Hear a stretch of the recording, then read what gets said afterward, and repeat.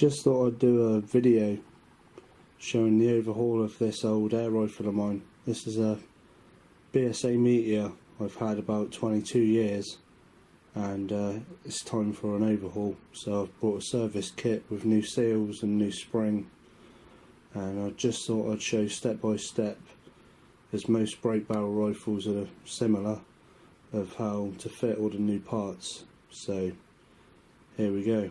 First step is obviously I'm going to take the scope off. Then I need to separate the stock from the rest of the gun. These BSAs, it's quite easy. There's a screw either side, and there's a screw up through the trigger guard. So I'm going to strip all that off, and then we'll get on to the next step. So that's the stock off.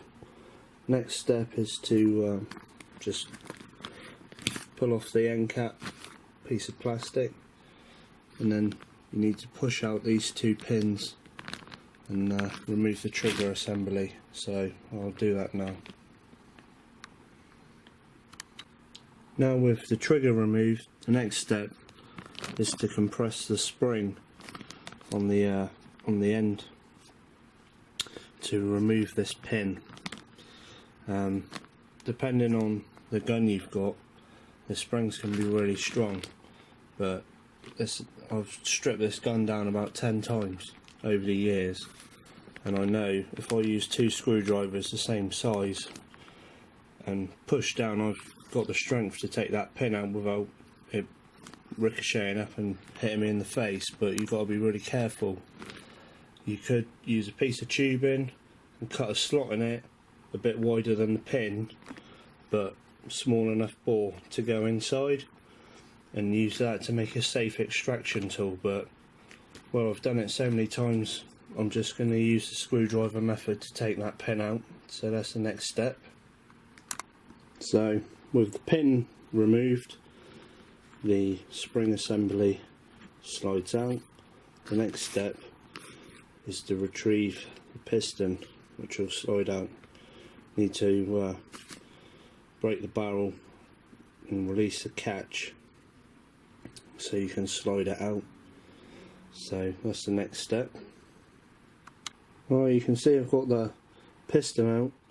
The actual this buffer wash is so worn out and knackered that the end of the piston with the seal O-ring just fell out. The new one would be a bit more tricky to fit. You can see it's got this elongated hole, and the way it locks in is obviously it goes through the end of this piston, goes through into the bigger hole at the base, and then you force it across to lock it in with pressure on it. You might have to do that in a vise. So I also noticed the piston's got some heavy score marks on it where it's not been lubricated properly, and I haven't used the gun for a long time, and I think I'm going to give all this a good clean up and polish with some wet and dry before I start reassembly.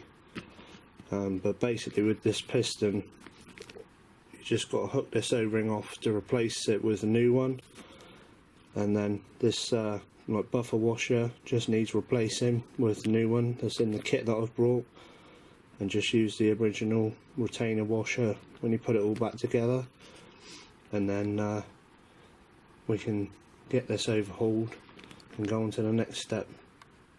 Now reassembled the piston assembly and polished all the contact points with some wet and dry.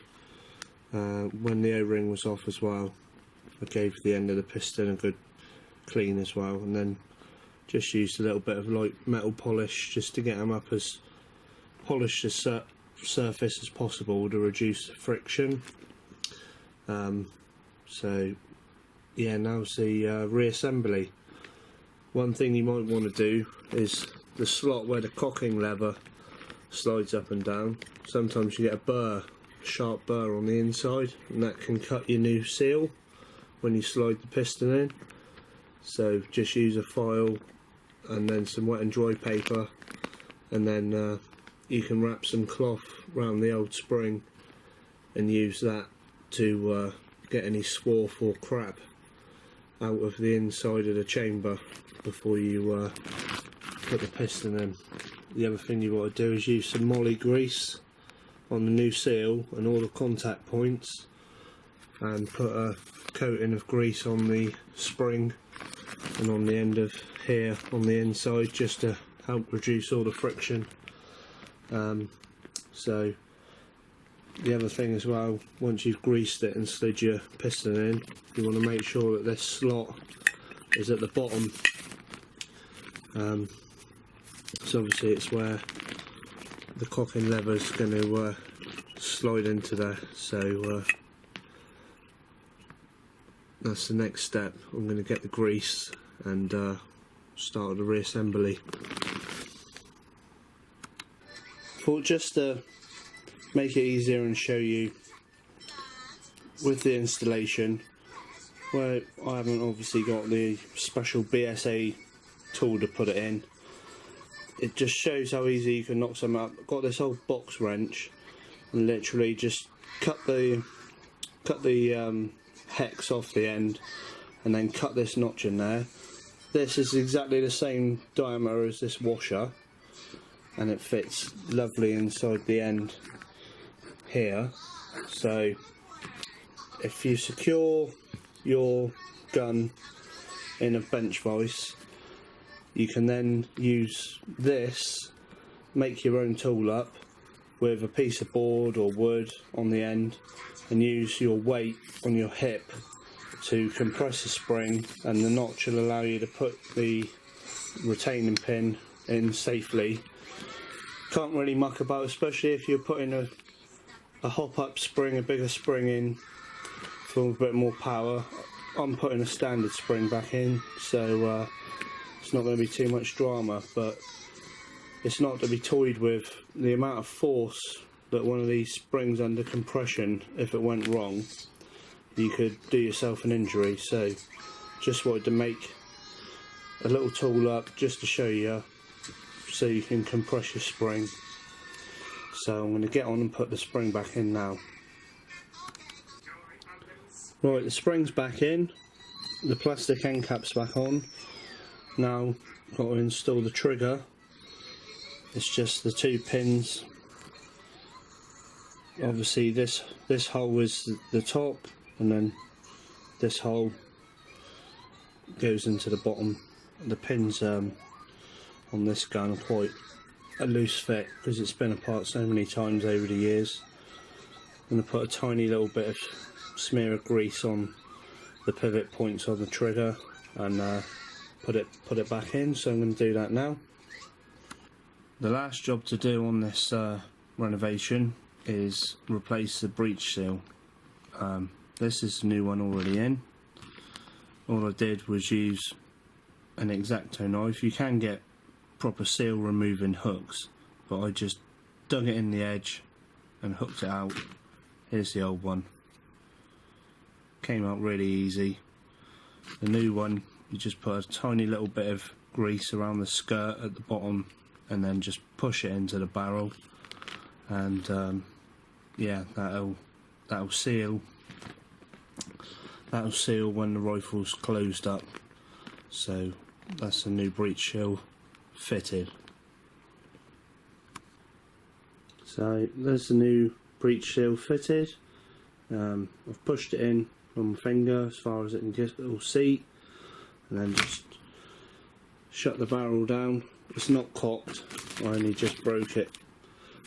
Until it was loose. There's no compression of the spring, so it's all safe. So that will just push that seal home as far as it'll go.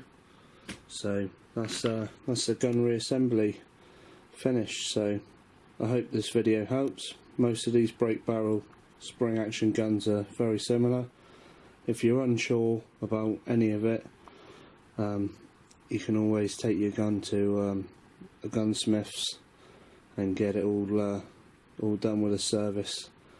But if you want to give it a go DIY, it's not that difficult, and especially if you, like I say, if you make up a tool for spring compression, stay as safe as possible.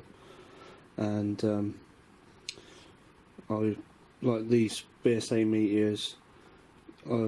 People do crazy things with like really powerful springs and stuff. The gun's never built to be, you know, up to the legal limit. So if you want a really powerful gun, the best thing you can do is go and buy a powerful gun, because these old girls don't like too much pressure being put on them. They got quite a harsh trigger anyway, and putting a massive spring in there, big powerful spring, just make the trigger a lot harder, and you'll get a lot more recoil, so your accuracy will suffer.